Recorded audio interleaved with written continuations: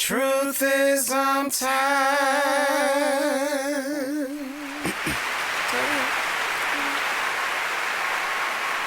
Welcome to Tired Tuesdays. Come on, friend. Welcome to Tired Tuesdays. Hi. My name is A-nat. And I am Lenny Harold. And this is Tired Tuesdays. Tired Tuesdays. Amen. I remember my name this week. Happy early Halloween. Happy Lord today. We was going to try to dress up, but it just became way too complicated of an ordeal, so we just gave up on it. Yeah, it was. This is what we got. Somewhat of Halloweenish colors, because right, orange and jack-o'-lantern. Right. And for some reason, purple is now associated with Halloween for some reason. Purple and green. Yeah, purple, green, and orange. Yeah.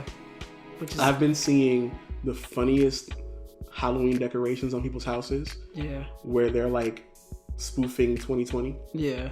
Like there was one where it was just a skeleton sitting in front of a board that had like a Zoom call. And all the people on the Zoom call were skeletons. Like I thought that was hilarious. I'm glad you're feeling better. I am feeling way better. I still got a tinge of a little cough left, but I'm good. Everything feels way better, so I'm ready to get back at it. Did you see that one house on over there on Prospect? You know, the one that always has the big the house yet. Oh, but the one has like that big spider. The big spider that moves. Yeah, but this time the spider was chewing up a Trump head, and I was not mad about it. I was like, yo, I'm not mad. The mechanics of it all. Listen, at this point, this whole year has been Halloween. This whole year has been a horror story. It has been the haunting of 2020. If we're going to be real about it, this has been the haunting of 2020. This is crazy. And I'm ready for this year to be over, to be honest with you. Like, it's been a little crazy. Okay, that's going to be the name of this episode. What's that? The haunting of 2020? Yeah, okay, there we go. But wait, let's rewind because a lot of stuff happened last week that we didn't get to talk about yet. So, first, just once again, I want to thank both of our first two special guests, Whitney Rain and also Matt Wiles. Like, both of those episodes were so much fun to do. They were very random, right? With us even asking them, and they both said yes with no problem. So, shout out to them. Much love to them. If y'all haven't gone out and checked out their music, please go do so. Please do. And if you haven't seen those episodes, go on to YouTube and you can see the whole thing. Amen? Whole episode. And what else happened last week? Oh. Rocks. I'm trying to say something catchy. Wait. I said I love being black. Oh. But why did it have to be like... I had to do it the way it felt. I said I love being black. I love the color of my skin. Not just the skin that I'm in. So, if y'all don't know what we're talking about, that means you ain't paying attention. Right. Okay. This one here, Miss Lenny Harold just released a brand new video and song. His new single is called Lucky. Yep. And the video, if you have not seen it, is by far one of the most beautiful things that I've ever seen. Aww. Just a very dope celebration of Black life, love, and family. I'm in the video. Right. Right. And a lot of y'all are in the video too, actually. We're pretty in pink. We are. And you know what? Black men can wear pink and still be fly. Okay. Like, I mean, Cameron that was a power statement right there. Cameron let us know that a long time ago. Word. But, we've been rocking it ever since. I wear pink a lot anyway. But yeah, we did that video, and in the most exhausted of states, it got done. Yeah, that was got such done a in a busy weekend. It literally got done in a matter of 2 days. But oh my God. And then edited in what, 2 weeks? No, it was pretty much edited in a week. Yeah. Yeah. So yeah, it was crazy. That video is out. It looks amazing. The song is amazing. Please go watch it and share. I had the honor of mixing the song. You know. Produced by Mondo. Yes. Yeah. Word. Who was the speech at the end? Nina Simone. Yeah. Okay, that's right. Yeah. So yeah, you guys, please Lucky go is out. Go out and check that out. It's on the YouTuber. On the YouTuber. Yeah, and I'm gonna be putting it up tomorrow on Instagram. So Amen. So everybody can see it there.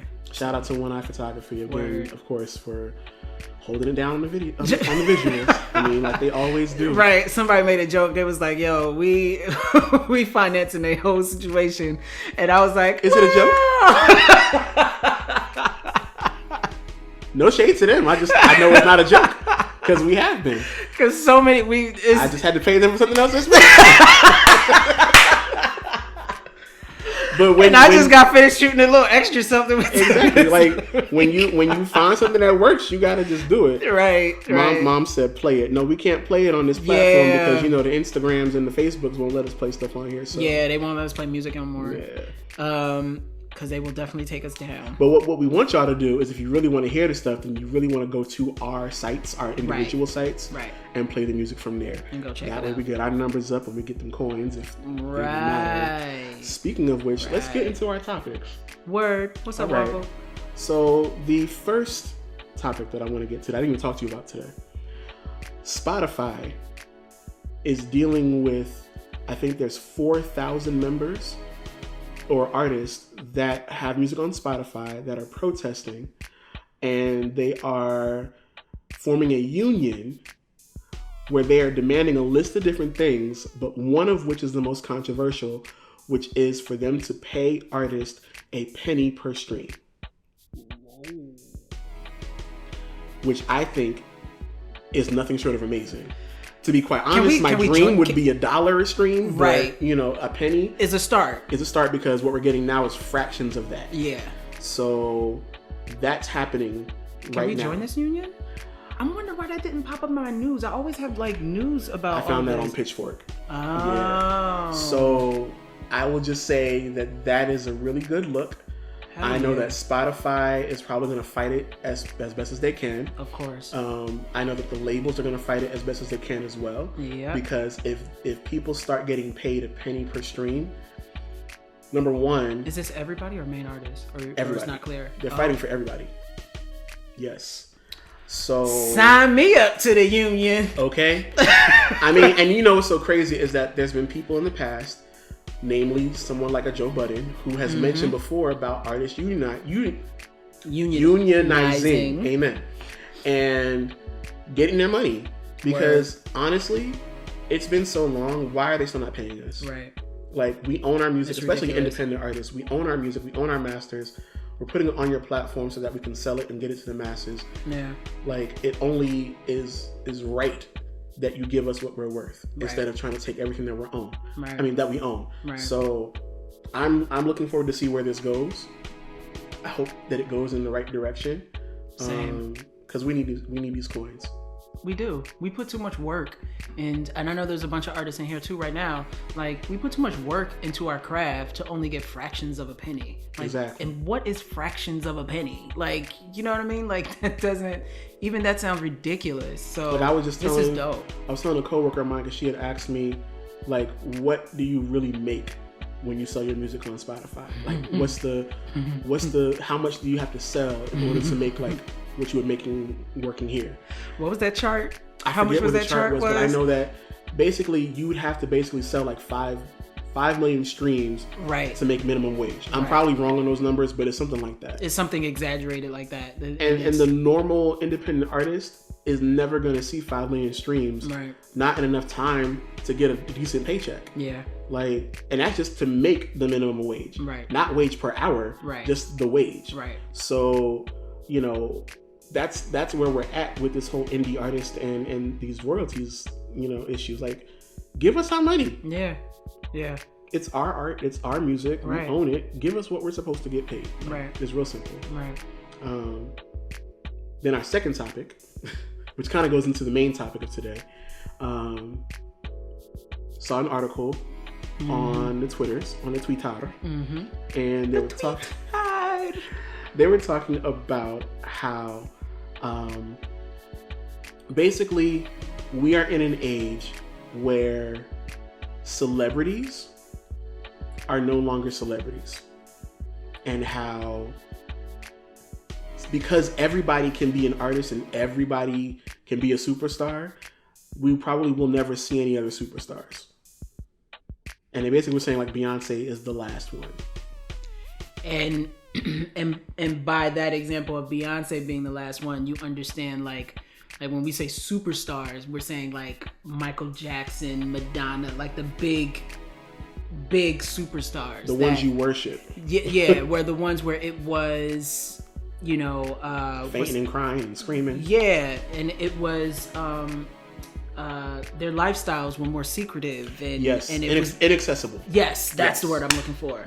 And yeah, but everybody is accessible now, and it's just a little. And being accessible has become part of the brand, and for everybody, because everybody's got a podcast, everybody's got Instagram Live, everybody's got a platform to connect with their fans outside of the music. Right. Whereas back in the 90s and maybe early 2000s and before then, like the 80s and 70s and 60s, whatever, there was none of that. Nope. So the fandom came from the music. It was fan mail, radio interviews, TV interviews, and concerts. Yep. And that's it. That's all you got. Yep. And, you know, now these celebrities are out here fighting with their fans. Like Cardi B just deleted her Twitter because she got into a fight with her fans. Tamar does it every other week. Like, it's crazy. It's crazy. Even on our show last week, you know, with Mac, people were saying some questionable things right in the chat. The week before that, people were saying some really evil things in the chat with Whitney. Yeah. And it's like, it's because crazy. Everyone is so accessible these days, because apparently the only way that you can win is if you have that fan base that feels like they're a part of your journey.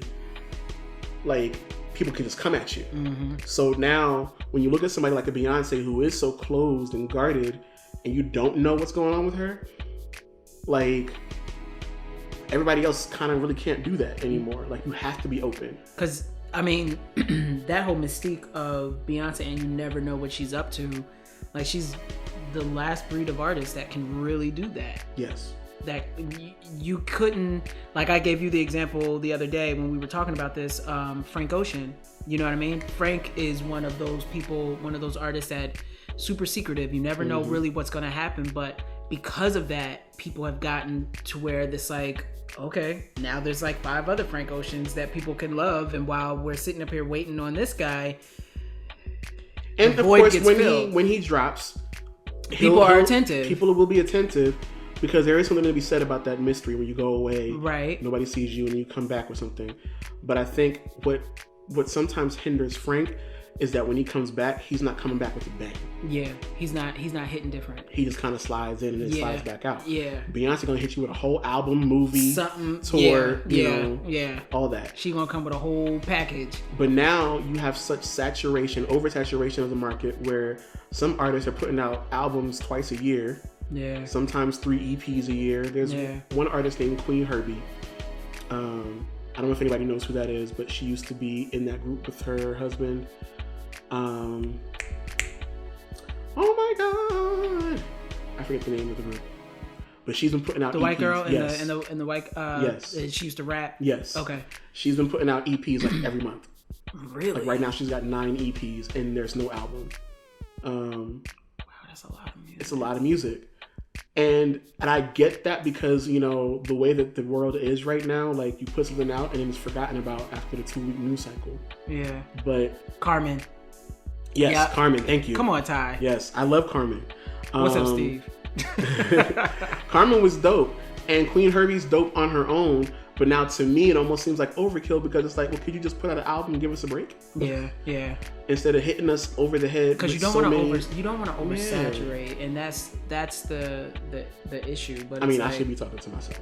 But no, but it was at least there was gaps in between of it. You know what I mean? It was breathable, and it was also part of your journey. You know what I mean? It all tells a story. There's a purpose behind it all. And if you're just dropping music just to drop music, and it's just like, okay, we got another. Okay, we got another. Okay, we got another. And it's right. All right. It's a lot. Yeah, and I mean, and is she putting out videos too with all of this stuff? She's putting out videos for almost every song. Oh yeah, see, like, Okay. First of all, who got that money? Number one, she must be supplying, like, she must have her own team that she's doing a lot of it either like 75% off or if not free, because it's a lot of money. It's a lot of money. She's dope though. She is a dope artist. And the visuals are amazing. The songs are amazing. But it just seems like I would like for her to take a break so that we could miss her. Yeah, and then she can come back and reinvent, you know? Right. Because when you got a brand new look for every single song and every single video and every single EP cover, then it's like, okay, but who are you? Right. And when will we get a chance to know who you are? And you exhaust all those outlets. It's the same thing that happened with Gaga. Gaga came out hitting hard the first go round. Like, she was anything that you could think of, she was doing. Yeah. And then when she got to the point where she was like, all right, now I'm going to think of being just something simple and something clean lined. Everybody was like, well, what is this? What is this? Who is Joanne? Right. Where did Joanne come from? And nobody liked it. I remember, what was it? It was the Edge of Glory video, and everybody was waiting for. No. It was the one song from that project that I loved, the first single. It wasn't love. Oh yeah. It wasn't love. It was a perfect illusion. I love that song. That was my shit. And a lot of the fans were. They didn't like that. They was like, "What? Who is this?" Right. I loved it though. But yeah, I mean, you know, that was just something that I thought that was kind of important for us to look at, because in this day and age of social media and the fact that everybody's got to be seen and everybody's got to be heard, when is it going to be like enough? Yeah.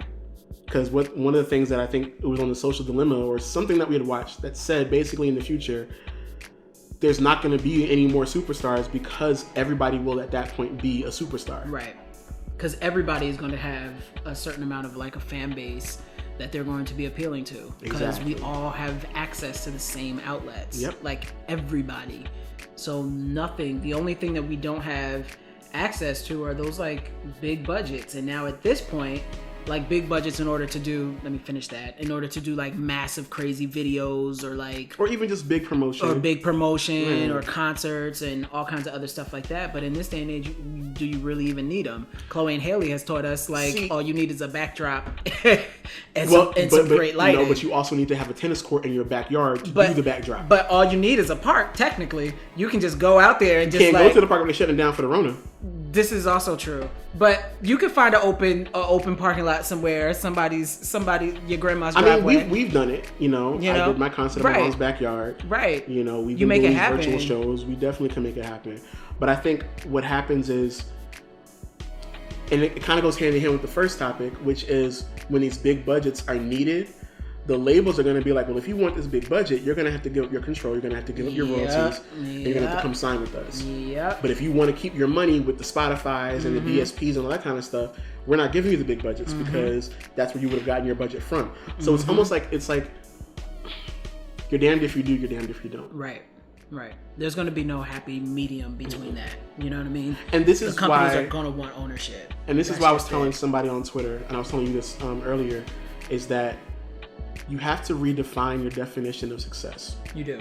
Because if you are out here thinking that, you know, this is the only way to be successful, if you're selling millions of copies of your records and, you know, selling out tours and the biggest stars in the world, like, I think that it's time for us to kind of let that go of being the biggest and best of everything. You can still be big and better, but it doesn't have to be on this level of unattainable stardom. Right.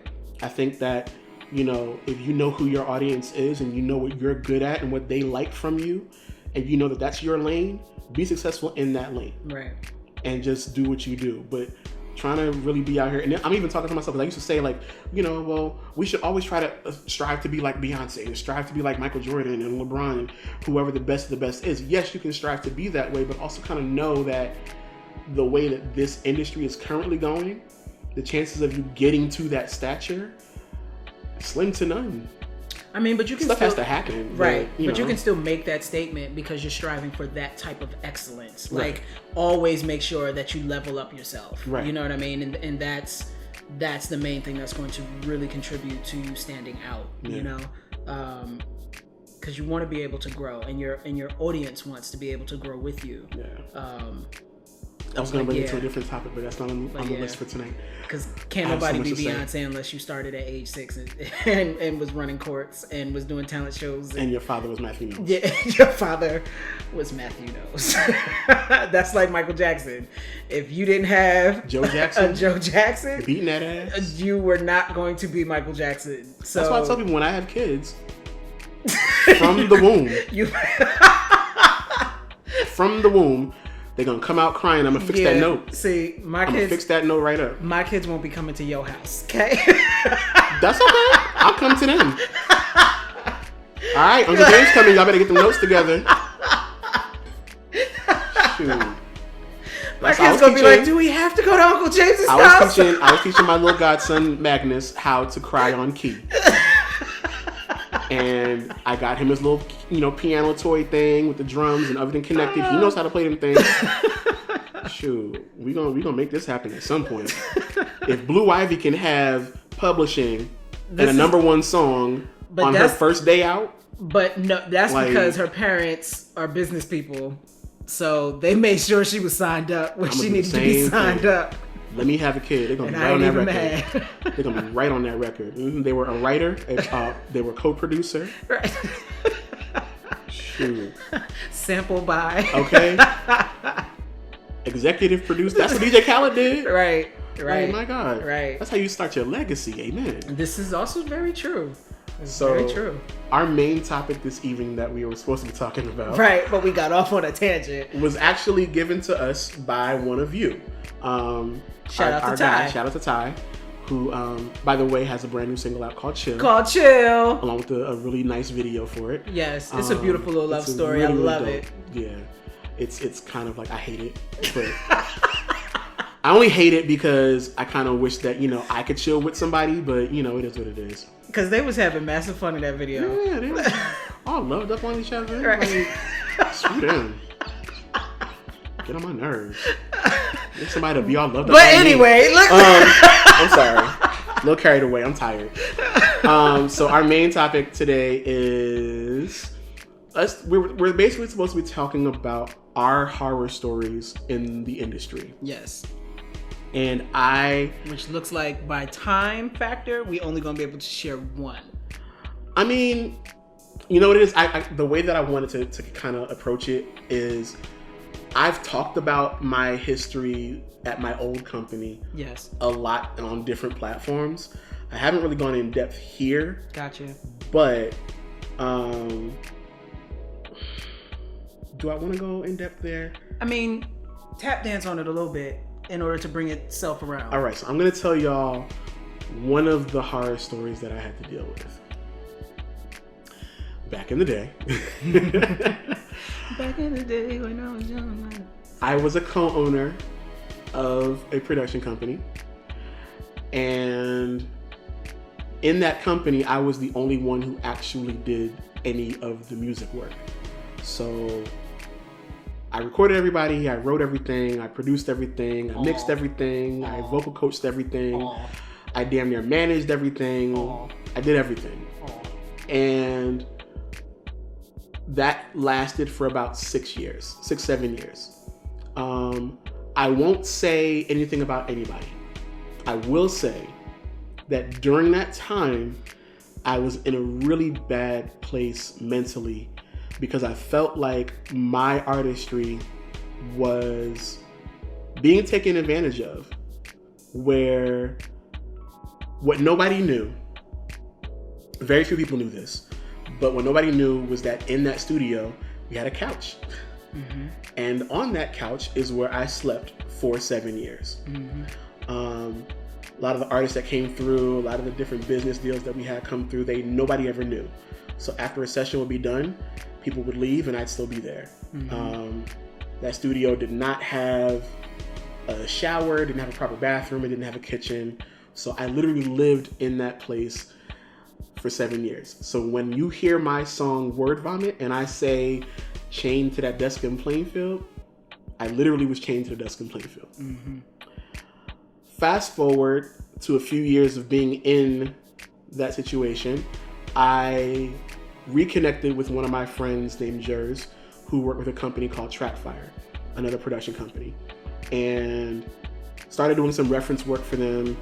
And our two companies kind of merged together to do a lot of work together. That merge created an opportunity for me to work on an album. The name of that album was called Natural City. And the bulk of it was produced by Trackfire. I did some records, and then we had some other producers come in.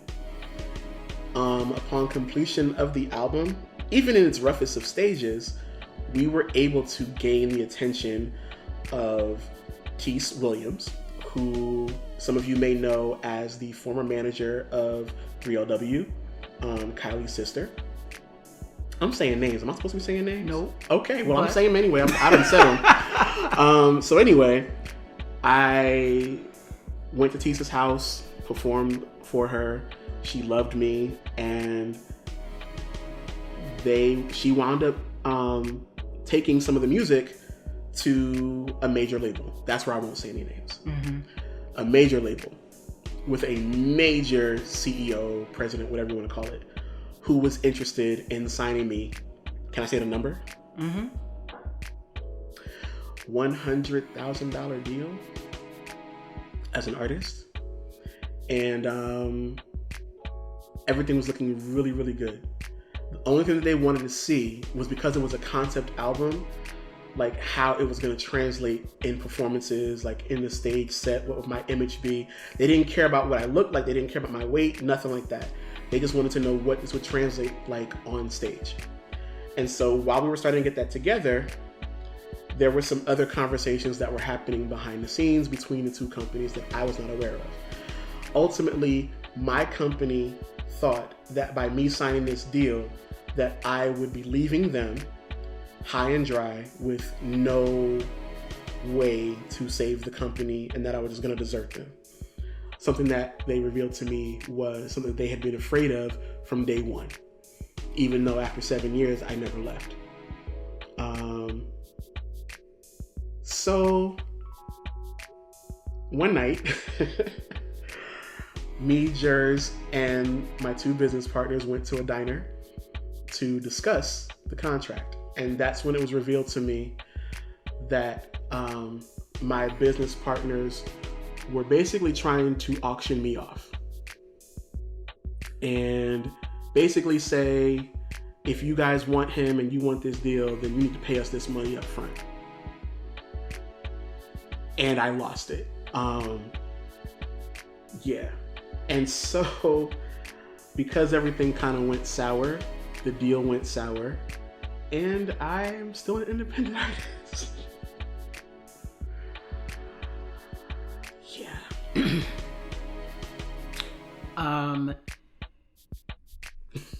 Yeah. Yeah. I hate that story so much. Mm-hmm. I really hate that story. And these are yeah. I don't even know how to actually say what I you feel know every you know time what I hear that story. I'm not mad, because it did two things for me. Number one, it let me know that I am a signable artist. Right. That I am good enough to attract the attention of some major players in the industry as an artist on my own. And not having them try to do underhanded things of like, oh, we need you to produce for this artist, we need you to write for this artist. Like, no, they wanted me. They wanted A-Natural, the artist. So that rose my confidence level up exponentially. The other thing it did was make me never want to sign a contract ever again in my entire life. Right. Contracts sometimes are just plain out simple, just the devil. Especially in the music industry. Like, if you know that you sign in with like somebody that's gonna guarantee you every 2 weeks money, mm-hmm. or at the end of the month money or something, then sign that paperwork. But when it comes to the music industry, it's like, as soon as you sign and you're putting yourself into other people's hands, you're putting trust into them, and you have to people's intentions change and flip up at the drop of the dime, because the way that they can present themselves and everything will be good, and you could be working on a contract, but you know, these people are specifically putting in particular loopholes for their advantage that you may not see, and this is why it's always great to have a lawyer look over things. And then some people will just not play by the rules anyway, even if you have signed that contract. Not only do you need a good entertainment lawyer, Mom, you need an entertainment lawyer who is unbiased. Yes. You need an entertainment lawyer that has your best interest at heart. Yes. A lot of entertainment lawyers are already working for other artists and companies and will give you the bare minimum, charging you the most because their obligations and their loyalties lie elsewhere. Yeah. So you have to find one that is working for you. So I guess I'll lead that, just a perfect segue. Into, why am I nervous? I don't know why I'm nervous. My God. Into one of my horror stories. Jeez, how do I begin this one? I need to know what you're going to tell.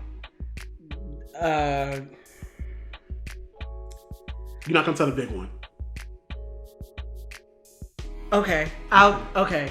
All right. Ready for this. Jesus. Okay, so all right. So I was after my Apollo win years back, I went away for a minute. I came back, and when I came back, my management team had explained to me that they had a potential deal on the table with an indie label that was signed, that was a subsidiary of a very, very famous major artist, especially at that time. And so I was just like, okay, this is cool. Everything sounds pretty cool, whatever. Let's just have a discussion. We had the discussion. We met up with them. Everything seemed cool. I still had this like kind of weird feeling, but I was like, okay, we just need further discussion. So we had another meetup. That meetup felt a lot better. It was a different environment, and I was able to see their energy a little bit different. And it was, Lord, this story, I'm trying not to say names, and even as I'm talking about it, it's just kind of bringing back all this stuff. Okay, so I'll just go. Okay, I wind up signing, but what happens is that I then go down. We agree that I already have some producers that I'm working with, and I wanted to work with them to create a sound, because I was like, you know, you guys are signing me upon listening to this particular music. Let's push for this sound. Let's, you know what I mean? Let's develop it. Now we have financial backing to really do it the way we can. So let's do it. So I'm working with Nat. I'm working with Mondo. And we get a lot of material together. And what's wrong with saying names? It's the past, because we're not trying to be out here like Jaguar, right? Yeah, that's all. Yeah. Continue. So yeah, we have this great material. We show it to the label. We have this meeting. Everybody's loving it. Everybody's adoring it. And then the CEO of the company then presents this music to the label owner that the company was signed under, and they don't like it at all. Said that they need to put me with different producers. And so I was like, what? Like, they don't like anything? Like, there wasn't at least like one song? No, there was nothing. So then what happens is the beginning of separation. So they then said that they're going to fly me out to California. I'm going to work with a whole bunch of different producers at a particular person's house, and we're going to figure out what the sound is going to be, because this particular celebrity said this is what the sound should be. So that's all that they went with. And so okay. and so being that their word was absolute gold, and instead of this is where the uneasiness came into, because instead of jumping and moving on what they initially heard from me, that was moving them, that they were all excited about, as soon as this one celebrity said, and the owner said, this is what it is. This is what it is. So I flew out. I wanted my management to tag along. They said no. And they wanted me out there by myself. And so I don't like to be in new situations by myself. I really don't. I need a buffer of some sort. And so that was very awkward in itself. And when I get in those type of situations, I have the tendency to lock up. And so I wasn't presenting myself as personable as I would normally. And so with that, they were hesitant, and even they didn't understand why I was even there. Like, they were, this particular celebrity owner was telling the CEO of the company that I signed with, are you sure you want to deal with this artist? Because I don't know if he has what it takes, because I'm not seeing anything. And they were like, no, you gotta see him, blah, blah, blah, blah, blah. I sang in one of the studios. Boom. That's what it was. Again, my management is calling. I'm answering my phone, letting them know. But as they're calling the label, nobody's answering their phone calls, because at that point, what I discovered later on was that the celebrity CEO was telling them that there was no need for management at this point, and because of that all communication can be cut. So I was there for, I think it was like 2 weeks or something. I flew back home. Shortly after that, it was like almost like a month later, I was back out there, and this happened for a while. And then the next thing you know, I was moved out there, and it was still this battle and this struggle of whether or not my management can come, whether or not like management was getting the runaround. I was the one supplying all the information, and it was becoming a nuisance. By this point, now we're in the studio with even major names, and I don't have my team around me and who I'm comfortable with. And I just had to move along with them. By this point, what happened is that now I'm being controlled, and now I'm being turned into this artist that I wasn't when I entered into this agreement. They started sculpting me into this whole other person. They changed my style, which all of that stuff I wasn't completely mad at, but when they started, because she was wearing Gucci, right? I mean, a lot of Gucci, yeah, and a lot of Louis Vuitton, right? I was like, Louis, a lot of Louis Vuitton. And this was the other scary thing that I had noticed was, we were in a store one day, and I know how stuff works, and so we were in a store, one of the Louis Vuitton stores on Rodeo Drive, and he was in there. The CEO was buying something for himself. I happened to touch a jacket. I touched the jacket. I looked at it. You know how you do in a store. You go, oh, that's kind of fly. And you put it back, right? Because I was like, I ain't got this money. I don't really want to even touch this shit. Mm-hmm. So the following day, because by that point they had me on a workout regimen. I went downstairs, I worked out, came back up. By this point, I'm in an apartment. I'm living with the vice president of the company. So the only time, this is the other struggle of it, the only time that I was able to actually truly be myself was when I was actually locked in my room. Because as soon as I walked out, I had to turn on everything that they were trying to turn me into. I had to change the way I was talking. They told me not to smile in pictures because it wasn't as masculine. They told me to, even down to the way that I was talking too proper. So they said I had to kind of slur my words. I had to lower my voice when I talked. That was changing the way that I was even singing. And so I go downstairs, I work out, come back up, and there's a Louis Vuitton box sitting there. And not just that one box, it's several boxes. And I'm like, what is this? And they're like, such and such came because he saw that you like this in the store. And I was like, but we don't need this. This is unnecessary budget going to some place that can go into the music and go into something else or go into promotion later on. Like, I don't need this right now.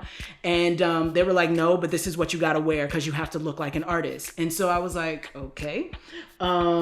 So there was no giving back, and I had to make sure that I didn't say, and some people would be like, yo, you getting whatever you want, but there's always a catch to that shit. Mm-hmm. There is always a catch. So time moves on, we get the music done, we start putting out singles. They put out the worst single, pun on names. They put out the worst single. I had one song that I had really liked that I was trying to push.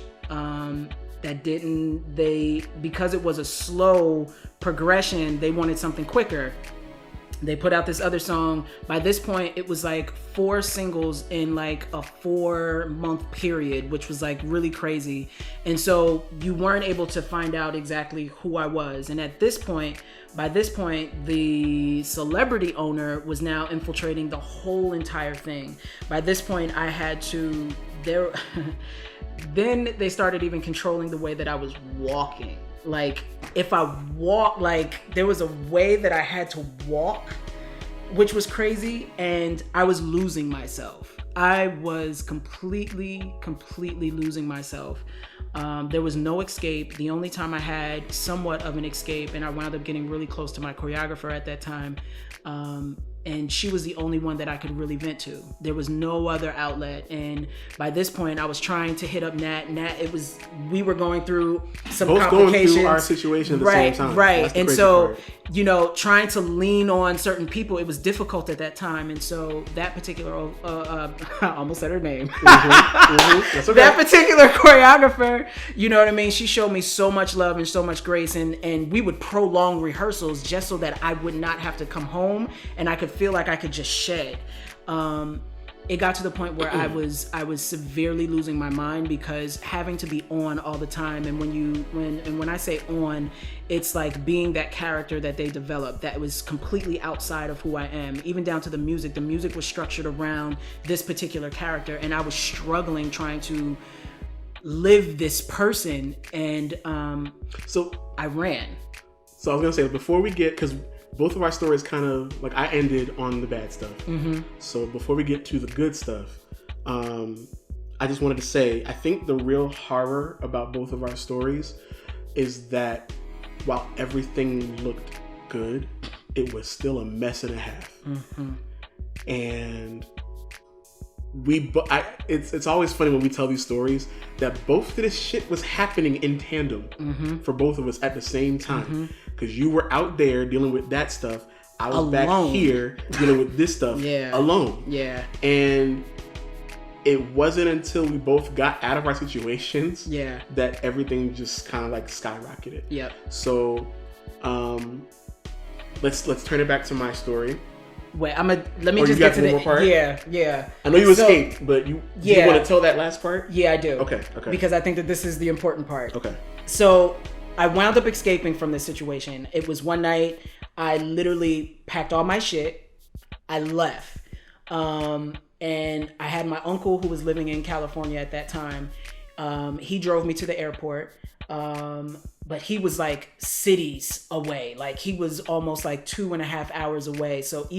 But they were breaking me off from all connection. Like even if I came home, like I was only allowed to be home for like 3 days because they said if I stayed a week, I was becoming my normal self again. And they had to go back to deprogramming. So they were literally cutting me away from everybody if it wasn't them. And so when I escaped and I'm getting off the airplane, I go downstairs, I'm getting my luggage.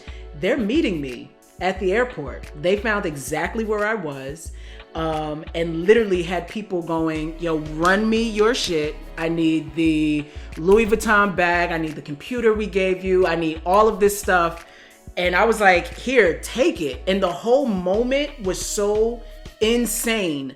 Because they were like, if you don't want to do this, blah, blah, blah, blah, blah, blah, blah. And I was just like, and I never answered anything. My father and my mom at that time was like going off. And that was that. I wind up, it was like almost like a month later, I wound up going back out there because we got to some type of conversation and some type of medium that I thought was going to work. And it didn't again. And this time I actually I left. By this point, then it was the conversation of trying to get out of the contract. And so because this contract was so crazy and the lawyer that I had that looked over it did not do a very good job, they tried to stop me from singing altogether. I was in a fight for a year to get out of that because they were trying to literally own my voice. I was under an old moniker before. My name was Change at that point. It was CHANJ. And in order for me to because they owned the rights, that was a whole nother thing. They snuck and trademarked my name underneath their stuff, so they owned the rights to my name. It was a lot of shit that went down. It took me a year to get out of it, and that's when Lenny Harrell got birthed. And it was a fight for my voice. And in the meantime, I was recording with Nat, and we were just recording. We were just doing a bunch of stuff, and because I just felt like I just needed to sing, I needed to have an outlet. But that was the major fucking learning experience of all, which made me very fearful of any contract. And the way I would comb through contracts would be like insane after that part. So yeah, that's one of my horror stories. Okay, so two things. One, if you guys want us to do a little bonus Q&A hour after this is done, I think we need to do that because I feel like you guys have a lot of questions. Yeah. And I think we're going to go ahead and answer them. Wow. And I think the second part of our story is we're probably going to use up the rest of our time. Oh, Mom says actually it was 2 years because it was like a year and a half, Mom. You're right. That I was fighting that contract. So I think we're going to do a little bonus hour. So if you guys want, we'll come back on after this one ends and we'll answer your questions because this is a lot to unpack. I'm glad you finished your story because at the end of your story was kind of the beginning of my escape as well. Right. So because it was literally almost like several months after that. Yes. You were like, okay, I've had enough too. Like, and I think I'm gonna just go ahead and I'm not gonna say names, but I am going to be specific about what happened. Got you. So one of my business partners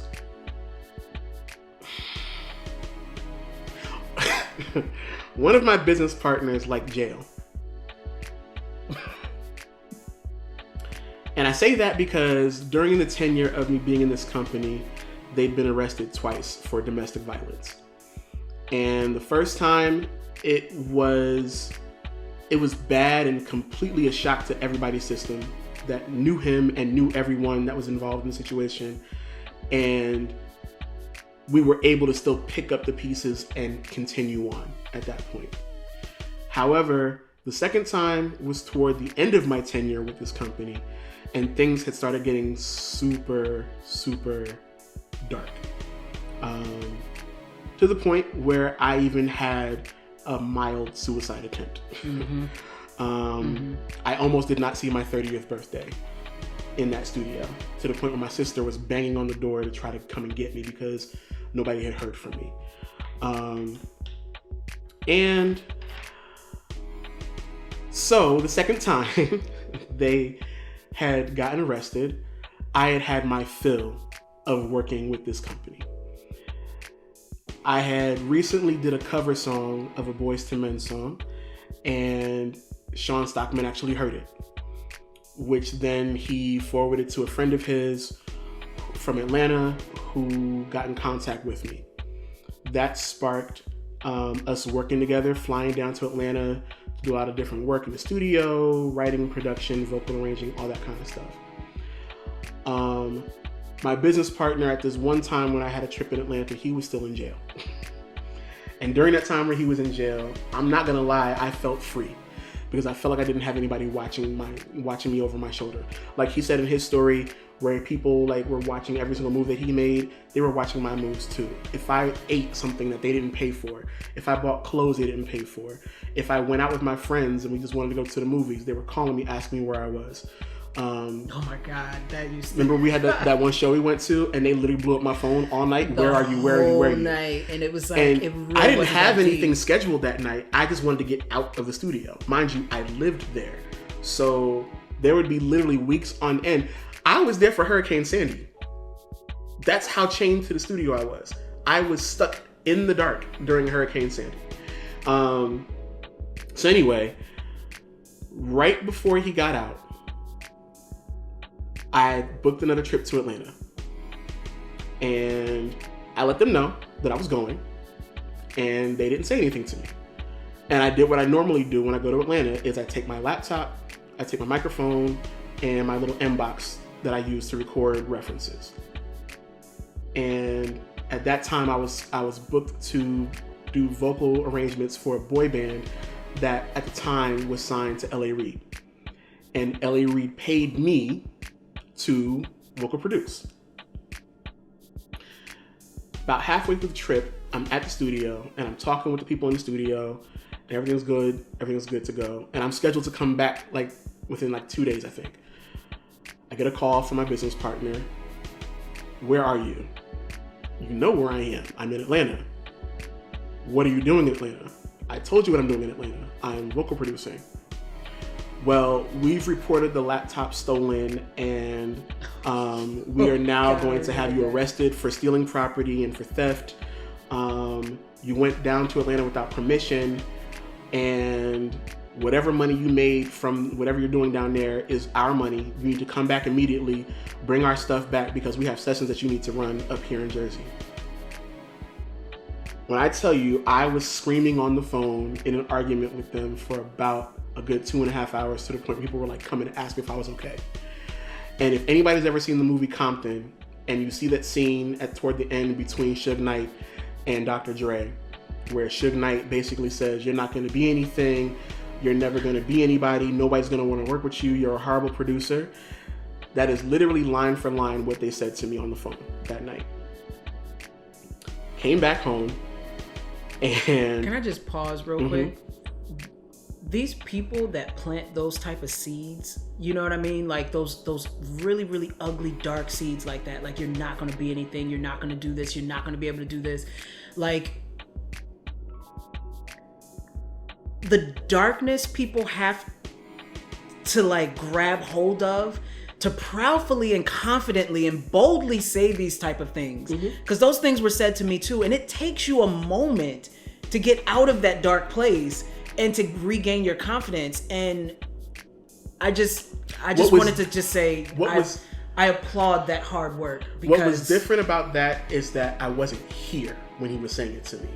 Because they said it to me before, while I was up in Jersey. But being away from the confines of their control allowed me to be like, well, you think that, but who do they fly out here to work? Right. They flew me out here, so obviously they want to work with me. Right. Fast forward, I came back home. I had one final meeting with them, and then I moved my shit out. Yeah. And I got out of there, and that's when we really started going hard on the music. Yeah. That's where Mountain High came from. Yeah. That's where I Write Songs Now came from. That's where Reckless Abandon came from. Yeah. That's where all these different possibilities. That's when I started working with Mac Wilds. Right. Like, and after all that nonsense that went on, Mac was actually my first placement. Yeah. With no contracts, with no management, with no representation, no company, just me. Right. And that happened. So Felicia, I love you. Yes. Okay. She better be in Walmart. Okay. So yeah, I mean, and it was crazy because we were even beefing during a lot of that time as well, me and him. Yeah. We were going through a lot. very challenging time in our friendship at that point. And we had taken a break from each other. Yeah. We came back together, everything was cool, but then there was still so much going on individually, mentally, that it just, I think if we would have stayed so closely connected, we probably would have wound up killing each other. Yeah, we would have. We would have. I really believe that. Would have. But it's also understanding that we both had to come out of our dark places. Like, we had been so damaged and so traumatized by these particular events and these experiences.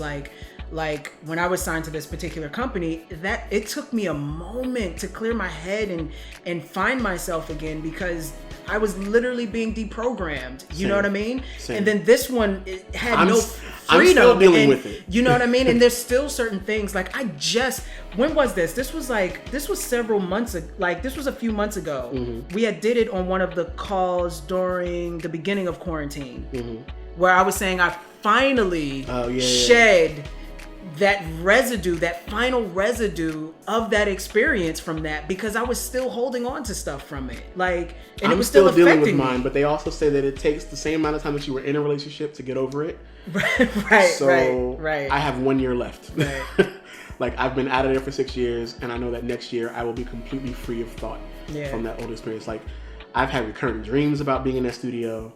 I've had dreams too. I've had to work to replenish my reputation with various artists and companies because of things that were said about me that were untrue. Like, there's a lot of work that had to be done to not just distance myself from them, but also to come back to myself and understand that the gift that God gave me cannot be confined by somebody's company or somebody's greed or ulterior motives. Like, I'm telling you, if my mom used to say that to me the whole entire time when I was battling that contract and trying to get out of that thing. She was like, God gave you your gift. These people do not have any control over it. They will not be able to stop you from singing. And how dare they even think that? Right. You know what I mean? And don't you even think that? And I promise you, those talks and those prayers, who knows where I would be if I didn't have that. I'm so serious. I mean, my mom saved my life that day, and my sister saved my life the next day. Yeah. Like, I was done. I mean, that night I remember. Because then also. Oh my God. Because that night, It's a lot. It's a lot. It's a lot. I mean, I'll just say that night that I tried to take my own life, I had just ran a session for a whole bunch of rappers who brought a whole bunch of pizza and liquor into the studio, left with pizza on the floor, liquor all over the tables, and I had to clean that shit up after I had just finished recording them for 4 hours, not getting paid. So let's just say that this thing ain't for everybody. It's not. It's not. And then for us to still want to do this and still want to express ourselves through music reaffirms the fact that we have grabbed hold of the purpose and the gift and what we need to do. All right, and we're back. Yes, we are back. I think we have a question already. Yeah. Amen. Look at this, it's so small. What are some warning signs before shit goes down? Ooh, okay. Oh. Okay, wait. Can I tell you mine? Yeah. Because I know a lot of mine. A lot of my situation happened because of desperation. I don't want to tell everybody's business, but at the time that I started with them, I was in a bad living situation where my living situation required my family to go in different locations, and I was pretty much like in need of a place to stay. So prior to me getting with that company, I was living with my dad, and then we had to leave our place. And I had nowhere to go. I had a previous studio that I had at a music school that I decided to stay at, and nobody really knew that I was living there. Nobody knew that I was leaving there some nights because the owner of the music school didn't want anybody in the building after hours. So I would go and sleep at the train station in Plainfield to kind of just spend the night there so I wouldn't be in the studio. If I wasn't at a friend's house, then I was at the train station, or I was outside, or I was at the park, or whatever. So I was homeless for a good minute before I moved in with this guy who was helping me with production, who was wind up part of the company that I wanted being part of. And because I was in a situation of dire necessity, I tried to like say the best way I could. I know. Because I was in dire necessity of somewhere to live and some sort of livelihood, I signed the contract. And that's number one. Never do anything out of desperation. Never. Because you don't see nothing clear. Yeah. Nothing clear. Oh, Chrissy said, "Oh my God, I never knew that," because Chrissy came to that studio before, so she knows what's going on. Oh wow. Yeah. So that's why I'm not saying nobody's names. Right. Yeah. But yeah. And then one thing that I have really learned to be more intuitive and listen to my gut. Soon as my gut starts feeling uneasy, there's a reason why it's feeling uneasy. And you assess the situation and you look at all the factors that you're uncomfortable with. And if these factors are, because sometimes your gut can also tell you when you're growing. And when it's a situation because it's out of your comfort zone. So you have to really analyze that and really go, okay, what is this feeling? And take that because the gut will never fail you. Once that energy gets a little bit rocky, it will be like, you might want to not answer the rest of these questions, or you might want to get out this room because this ain't gonna be a good future for your ass. So that would be the best way to assess the warning signs, and especially if people, if you're signing and people don't present you with some type of bonus or structure of how that money is going to be spent, and you're given things, do not accept anything that's given, because that is you being bought. Okay, and then you gotta give it back. Yep, and you gotta give it back in the worst ways. So yeah. Do we have another question? Yeah, we do. Okay. Why is it important for an artist to be themselves? Oof. Okay, can I answer that one too? Yeah. Okay. Yeah. And I'm gonna say it in a way that is not meant to be offensive. Go ahead. Okay. I've been a natural since I was fresh out of high school. And that's because it literally is a part of my actual name. Like, my middle name is Aaron, so that's where you get the A from. And the phrase "a natural" is just because I always felt like I was a natural at what I did, because I got it from my parents, I got it from being in school, all that kind of stuff. And my name was A-natural when I was doing gospel, and my name is A-natural now when I'm not doing gospel. And I personally felt that if I'm true to who I am as a person, then that doesn't need to change. And regardless of what I'm singing, regardless of what I'm doing, it's still a part of who I am. So in knowing how to be yourself, I kind of have always had the luxury of doing so.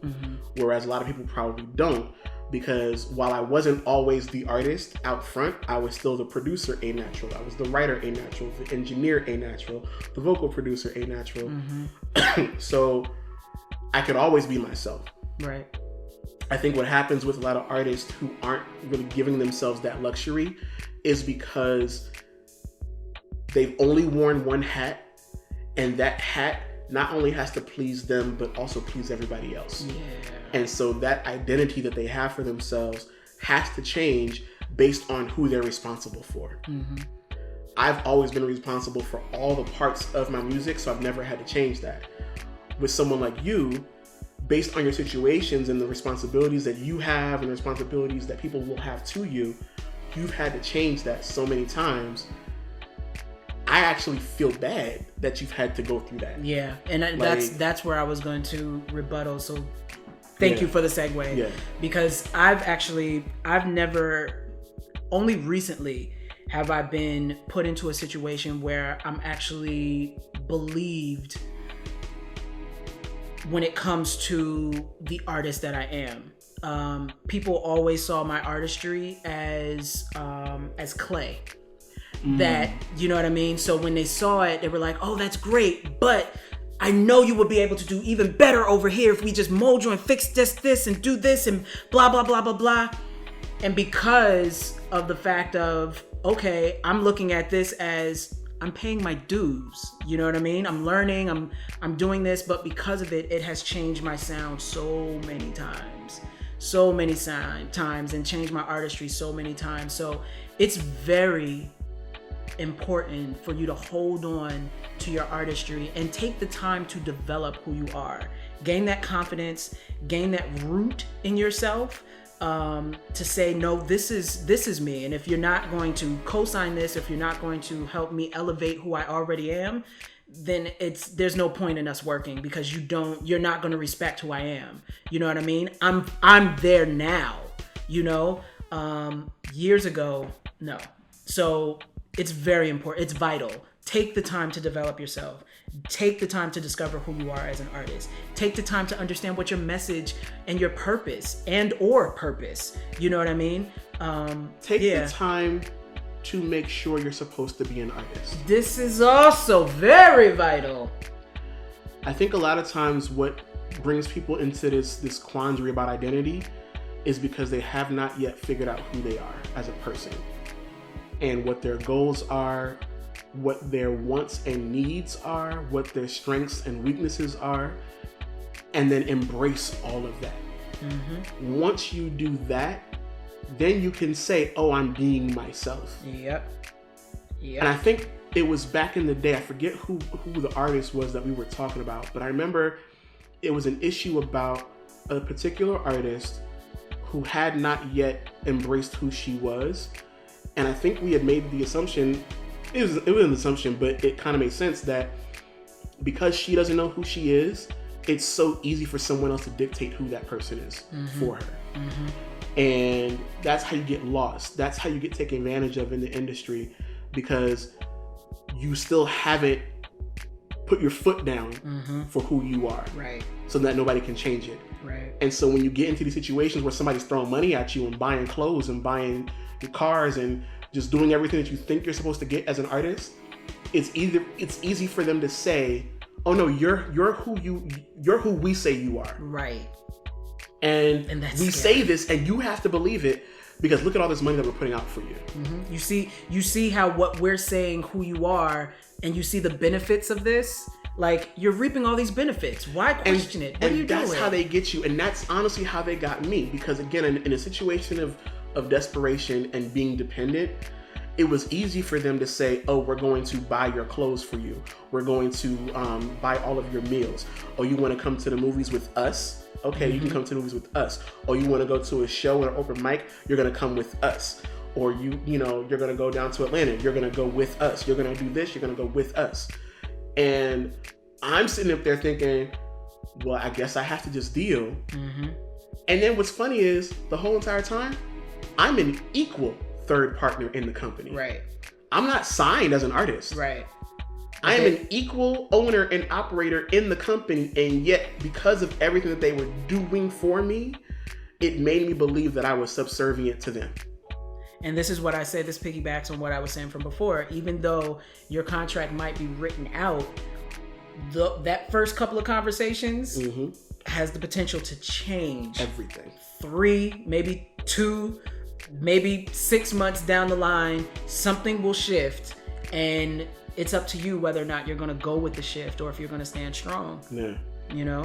And I mean, and that's why that's the one thing that I wish I could go back and do, is not sign that contract under duress.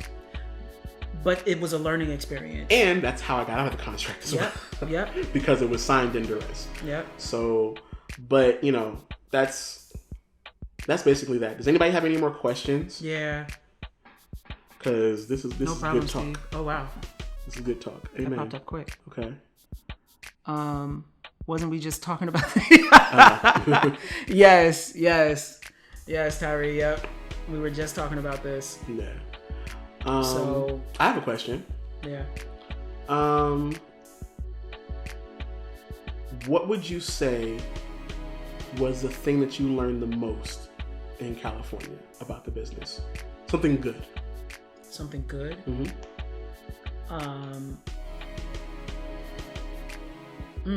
Okay. Well, there's several. When it comes down to performing, I learned a lot on how to focus my energy into the audience fully, and understood how to read an audience and channel my activeness on stage, and learned how to calm it down in order to properly translate to an audience. Okay.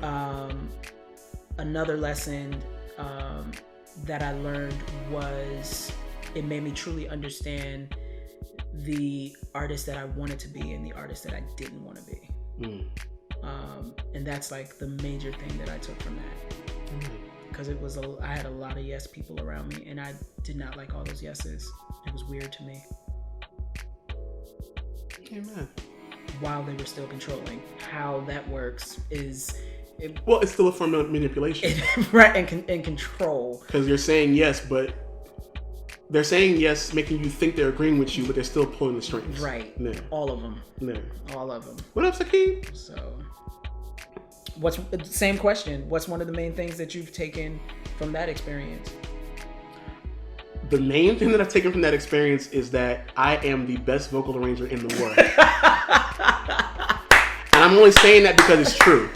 And the reason why I'm saying that is because having been chained to that desk for 7 years and working with almost every single type of artist that there is to work with, I was able to literally learn almost every voice type and how to make it sound dope on a record. Yeah.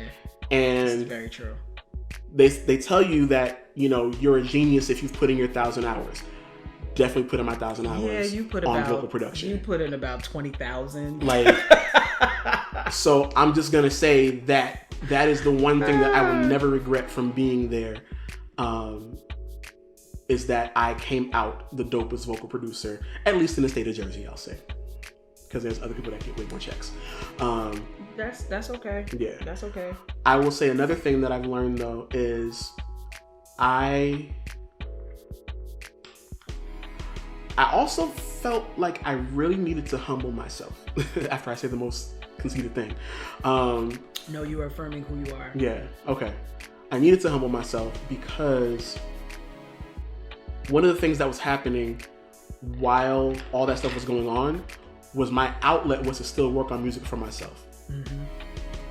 They flipped it and made people believe that I was doing that music in spite of having to work on other artist projects, but I was doing it to literally save my life. And I think having that deal on the table, having so many different labels and different things paying attention at that time, letting me know that I could do it, but not getting it, made me see that everything literally has to work in God's timing and not your own. Yeah. Like I said, it wasn't until I got out of that situation, and even out of my situation in Atlanta, that I got my first placement. It wasn't until I got my day job that I could actually fund my music the way that I needed to, so that it could actually make a dent, rather than just me doing it because I'm sitting in the studio. Like, had I not had this job, y'all would not have heard any of these projects. Right. I wouldn't even heard some of his stuff. Right. Because I wouldn't have had the wherewithal to produce or mix or whatever. Right. So it really was a humbling experience, because while I knew that I was good at what I did and everybody wanted to come and get it, I still had to sit in the place of waiting my turn. And I think that even though I get antsy now, I think being older now, I can appreciate it a lot more and say where it's like, okay, people are listening. I don't have to be so antsy about whether they're listening or not. Right. Like, I don't have to worry about somebody else putting out a project alongside mine, or I don't have to worry about whether or not, you know, this is going to sell or whatever. Like, I don't care about that stuff anymore, especially now, Right. because everything's so different. But Right. I would say that those are the two things that I definitely learned the most. So Awesome. let's see. Amen. Do y'all have any other questions while I'm looking at the comments?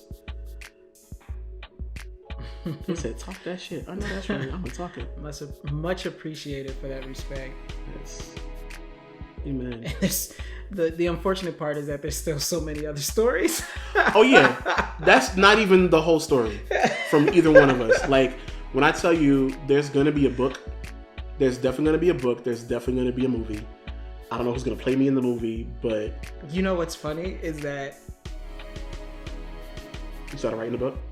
No, but you know my characters that I was working on, right? And so I definitely kind of molded. I definitely kind of molded a. You can hit it. I think we missed it. Oh, okay. Yes. Okay. From Ty. Would you guys create your own production company to foster talent and protect them?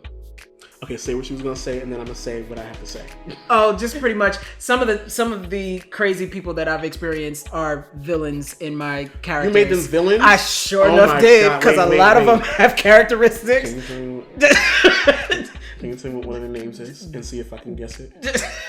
What's one of the names? No, one doesn't have name, but the other one is just called Darkness. Do they wear a hat? Nope. Oh, okay. But yeah, that's the one that doesn't have a name. That's the one that doesn't have a name Okay. But okay, yes. So I've said this before, and I know everybody curses me out for saying it, but this Kwame album is my last actual album. It's not meaning that I'm going to stop putting out music, but I do want to shift gears because I think that there's more responsibilities that I have outside of just making records. So that's number one. They can't see you because you're not in the frame. It's all right. You can say whatever you want. At this point right now, I'm not doing any more albums. But whatever God decides. What I really want to do, and I have a company, like Natural City Music is a company. Drink Up the Music is a company. Yes. We are both artists signed to our companies. And they are registered companies. These are just not like real companies. Like, I pay taxes. Right. Okay. Like these are companies. Right. But I did have artists signed to my label previously, so it is something that I do want to do. But I feel like we have so much of a wealth of knowledge between us that it's better served in consulting. Yeah. So the plan last year was to get that started. Right. And then the plan this year was to get that started. Yeah, it was supposed to be for this year. But good old Rona. Exactly. So like showed her ugly head. But there's so many times that people have come to me just to get the answers or get me to do it for them. And I think instead of me just doing that, my responsibility is better served by giving you guys the tools that I've used or that I've picked up along the way. So, no, I do not have another album come out in 2021. It's not happening. I'm still promoting Kwame until 2021. There was another comment. What happened? Authentic said lies to you, like that being your last. Whatever. I don't know my life. But yeah, so on my end, I would like to do a consultation business. Because right now, I don't necessarily want to do anything from the ground up with artists because it takes a lot. And at any given time, the bug might hit me and I might do an album. Right. And I don't want to take up anybody else's time. Right. So, but I think if I can give people the tools, like if you want to learn how to produce your own records or record yourself, I can tell you what equipment to get. I can give you a crash course on how to record. I can tell you how to meld on your own vocals. I can tell you how to mix your own vocals.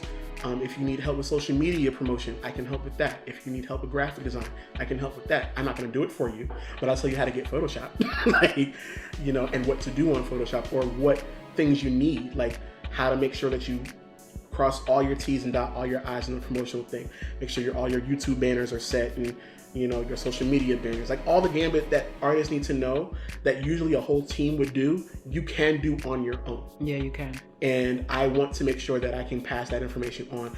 I just got to develop a curriculum. It's going to take some time. Yeah. And then I got to make sure I price it properly because I am getting paid for my consulting. Because we definitely started we started the idea. He has a lot more documented already. That just needs revision. It just needs revision at this 2020 standards. I definitely want to get into that because I think that there is a need for just sharing of tools and sharing artist development and sharing knowledge, because what are we if we do not pass it on? Mm-hmm. And then yes, especially protecting artists, training them to understand certain signals, how to hold themselves in meetings, what to demand for, how to use certain language in meetings that will let people know, okay, this is nobody to be fucking with. Mm-hmm. So, you know what I mean? Like, definitely that's something that I would sincerely love to get into. So, and I also would it's going to take some time because everything is changing, but I also want to be able to give people a new way of doing business. Yeah. I will speak specifically to Black artists. Yeah. We have been doing it the white way for centuries. Not the right way, but the white way. Mm-hmm.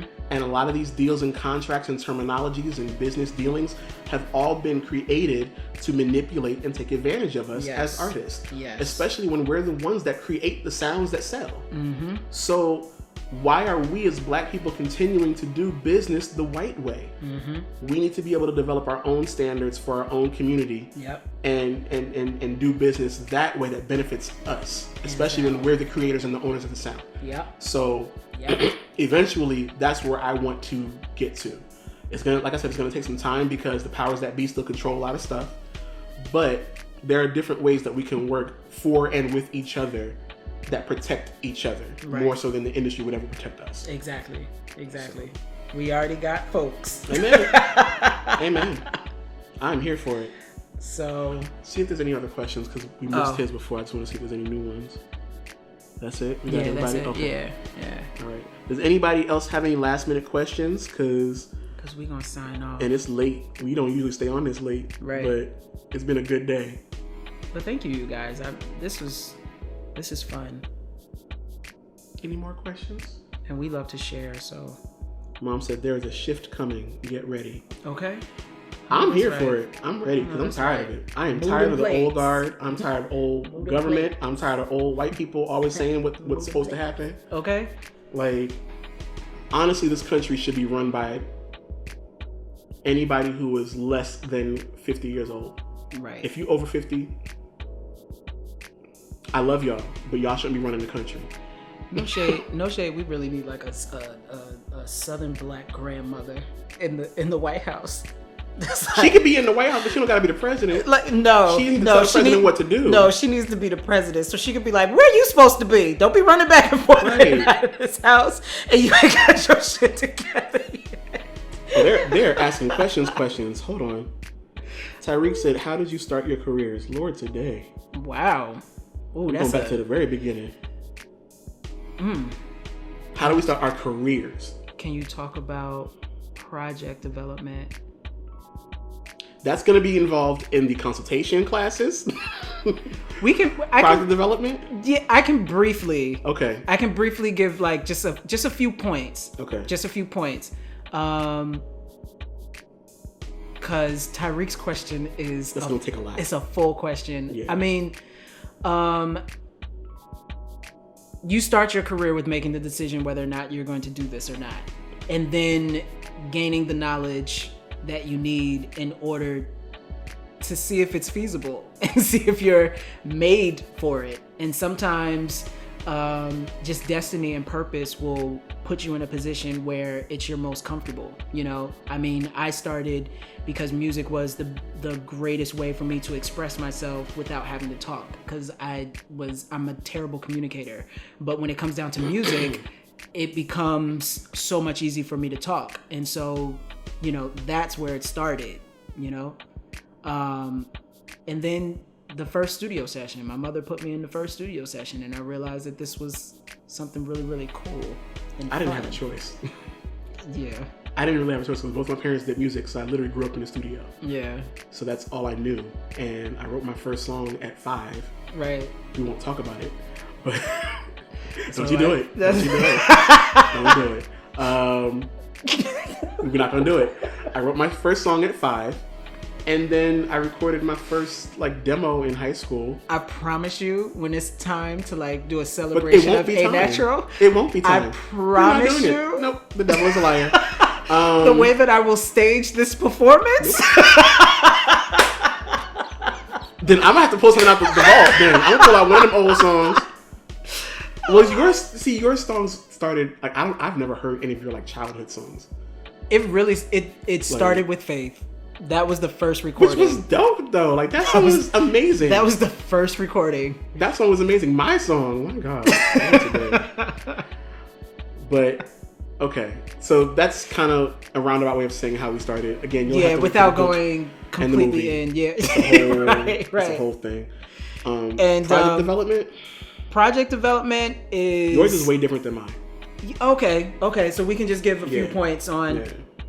For me, I go with feelings. I never put myself in a box. Never go with a direction. Because that direction can change.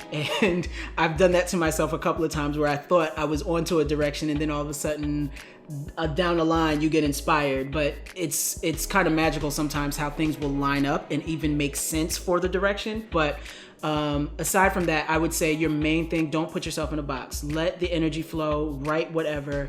And when you feel like you're done, like there's nothing else to express, collectively review that material and see if it tells a story. If it tells a story and you're able to connect to a particular feeling, I'll go with just an example. When I released Cosmic, I recorded so much material for that, and literally there were 3 different sounds within it, and I had to figure out, okay, what story did I want to tell out of all of that music that I had? And so, and write your stuff on a board.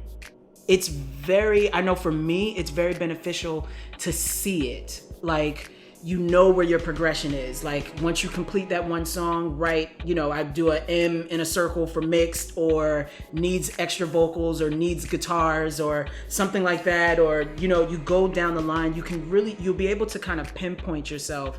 The other thing that I do is I write I post pictures of what I'm feeling.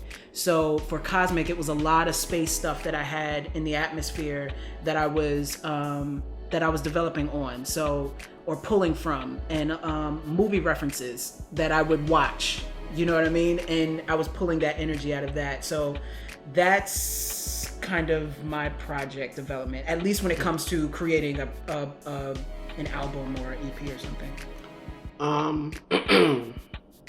Mine's been different every album. It has been, especially this last one. My approach is always different because, again, I'm not just coming at it from an artist's point of view sometimes. So, for example, I write songs now, the EP. I did that because I was in the middle of my escape. So a lot of those songs were just because I needed to just say something to feel like I was free. Mm-hmm. But then Chronicles of an Overambitious Fat Boy was because I had a point to prove. I had a point to prove that someone who did not look like the typical R&B singer could still be successful as an independent artist. So the songs that I wrote and the mood of how I produced that was to be as commercial as possible and commercially viable as possible. Mm-hmm. So that's how I went into that album. With the EP, it was just because I felt like I needed some more things to say, and I said them. With the Ascension, it was different because I started to feel myself. I got some success. I won some awards, and so the songs were of a more heightened identity. Mm-hmm. So I literally searched for real producers and bigger producers to match what I felt like I was at the time as an artist. Mm-hmm. So the planning of that was okay, now I'm going to show everybody that the ambition worked.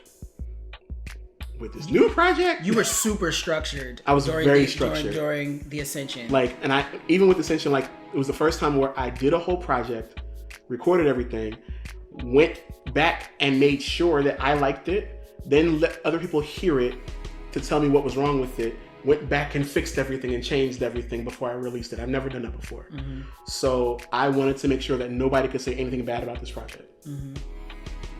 Matter of fact, nobody said anything about the project. They did. Yeah. But with this project, I was still very calculated in how I wanted it to be received, more so than how I wanted it to be created. Because the intent was more about the message than it was the music. Right. So every project has been different for me that way. Yeah. Y'all are asking a ton of questions. And take your time. Take your time with the project, if it comes naturally, again, because that's been different. Right. If it comes naturally and you're just spilling out lyrics, go with that feeling and make sure you grab hold of that quickly. Mm-hmm. Because when that moment comes, it's a purpose. It's a reason why that's happening. But if it's not spewing out like that, then just take your time and don't feel like you just gotta put out music just to put out music. Make sure that it's right, not rushed. Yeah, because when stuff is rushed. And I hear some of y'all songs, I can hear that the notes is not right because you wanted to get it out by your birthday.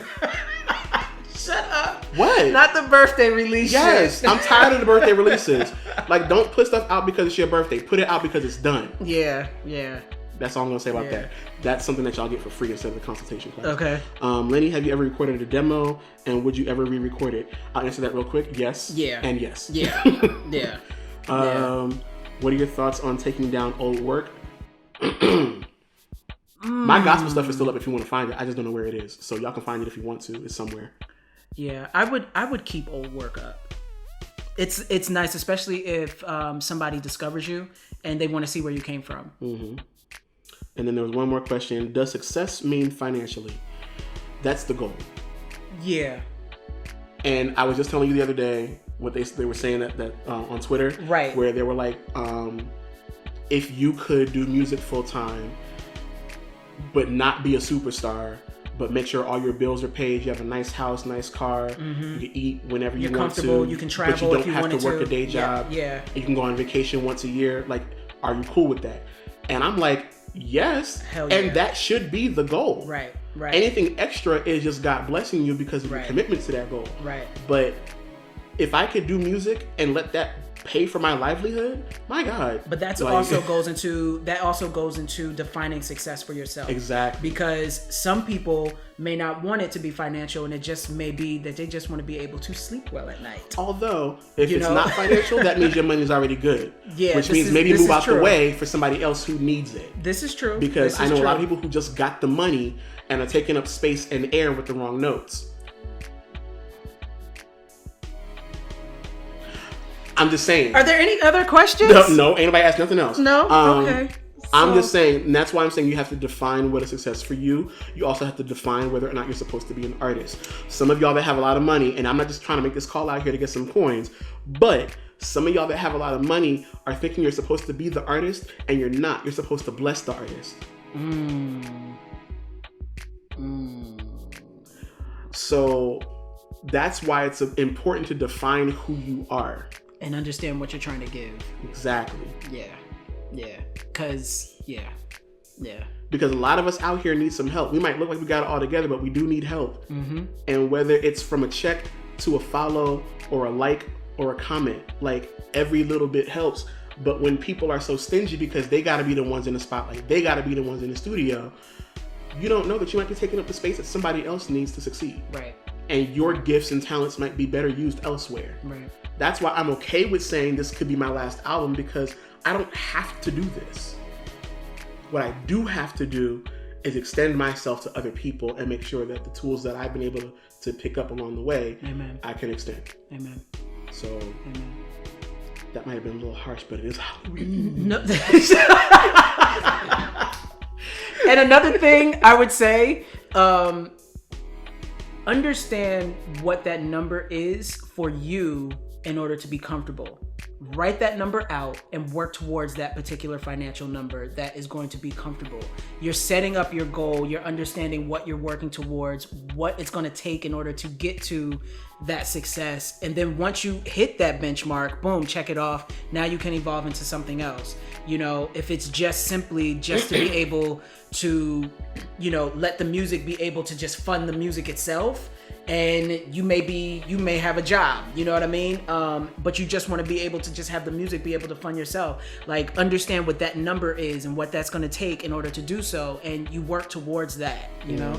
I think that type of structure and that type of goal-mindedness helps you on your path. Yeah, definitely. Yeah. You've always been way better at money than me. I'm trying, bro. This is You've always been way better at money. I'm trying. Lord, today, that's all I know is that I know how to get what I need to pay for what I need immediately. But when it comes to saving and planning properly, but I had a moment. But the credit score is back up, Jesus. Okay, amen. Lord, today. Because I was like, oh hell nah. Okay, let me see. There's one more. I think we got time for at least one more. Come back. Talk about the artists that try to tap into all the lanes: songwriting, artistry, production manager, tour manager, and everything. Talk about the artists that try to tap into all the lanes. She probably means. Lanes, not lanes. I was like, ooh. Oh, that's wearing too many hats? Yeah. I mean, I'm that's a blessing and a curse for me.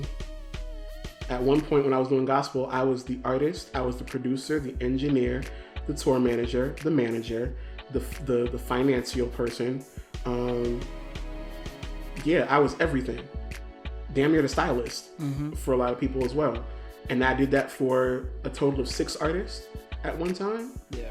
Will I ever do that again? Hell no. I still don't know how, because, you know, it's not healthy. I came in a few times just for like artist development, moral support, especially for this one. But I still don't understand how he did that. Like, I did it because I knew that I had a goal and I just sacrificed to get to that goal. But I will never do that again because while still doing all of that, trying to be an artist, it's not fair to them and it wasn't fair to myself. And I reached the goal that I had, but after I reached that goal, everything literally fizzled. Now to the point where, like, I don't even know where some of these people are. Like, oh wow, I don't know where a lot of them are. But I also feel like it's good to know that you can wear those hats because you got to be able to put them on at any given time, especially as an independent artist. Yep. You know, I know that it's been a curse because if it ever came to a record label wanting to sign me, they might be intimidated by me wearing all those hats. And are they going to have to pay for all those hats? And then are they going to worry that if I'm only wearing the artist hat, will I start feeling a way about the other hats not being worn? And, you know, dividing up my time and attention is going to be too crazy. But as an independent artist, it's been the best thing because I am aware of everything that I need as an artist. Right. Would it be better if I had a team to wear all those hats? My God, yes. Yeah. I could actually sleep. Yeah. But it is what it is. I'm okay with that now. For me. He smashed during Kwame. I would say that's my most successful rollout, and it's only been a month. Not even a month. Right. It'll be a month next week. Right. But this is my most successful album rollout that I've ever done. I would agree. It was beautiful how it was all put together. Let's see what else we're talking about. Especially make sure everybody's on their job. This is true. Amen. This is true because at the end of the day, being an artist, you're still the boss. You know what I mean? If you have a team that's underneath you, you're still the boss, and you have to think like I am the boss. It's very important to know that you are the boss, and you got to know everybody's job just a little bit, so you know when people are slacking and when they're not. What's that show that comes on the TV? I am so sorry, y'all. I never put this on airplane mode. That's okay. What is it? Hidden Boss or Undercover Boss? Yeah. Yes, Undercover Boss. Does that show still come on? I think so, but there's no need for it now. Oh, yeah, true. I think that's one of the dopest shows because it shows you that a lot of the bosses that are out here, they don't know the jobs of their employees. And I think the best bosses know all their employees' functions and day-to-day and all that kind of stuff.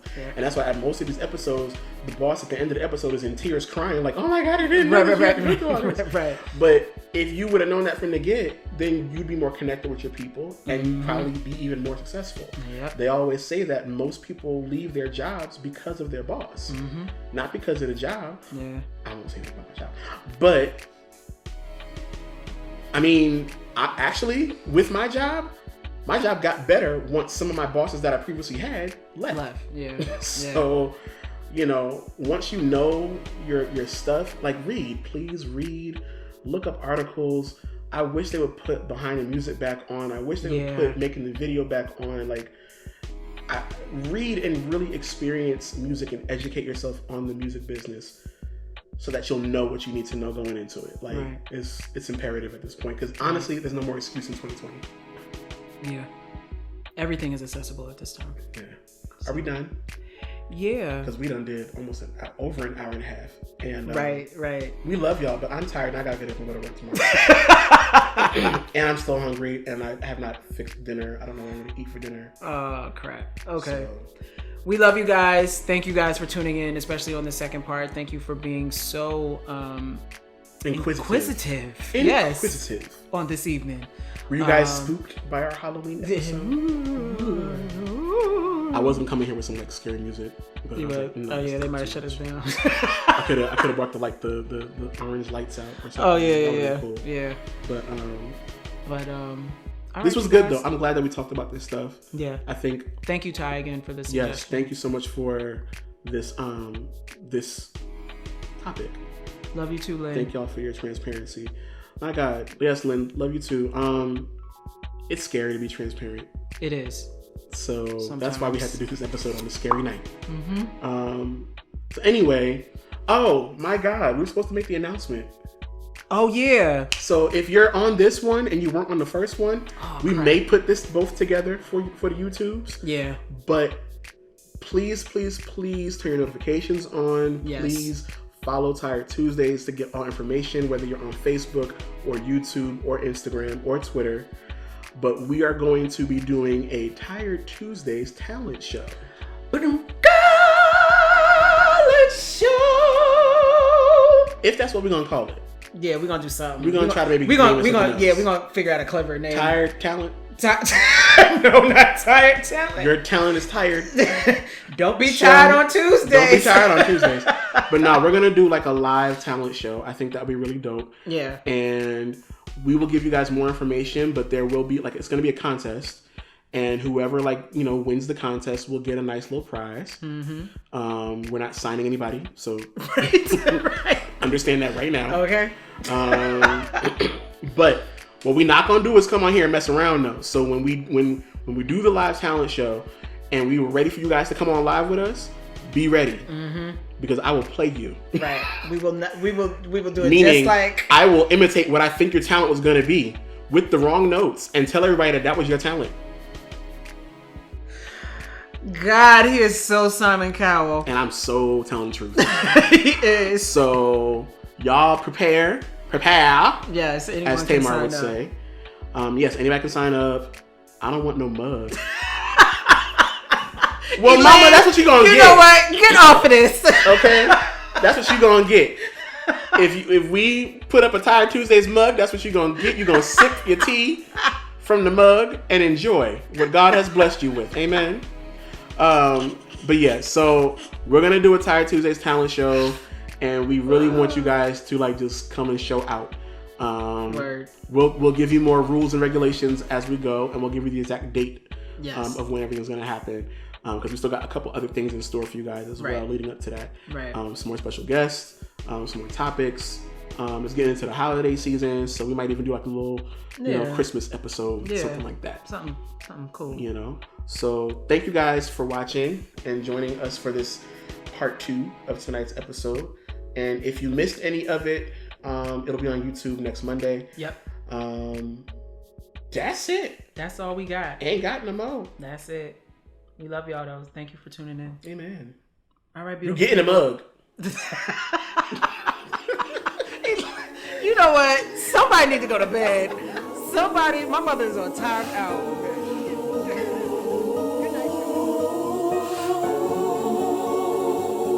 Truth is, I'm tired.